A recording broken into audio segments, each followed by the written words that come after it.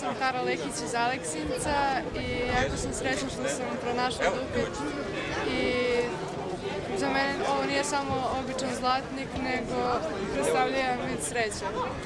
Televizijskog studija Dar Mar, samo za vas, dragi gledoci, Dušan Stevanović.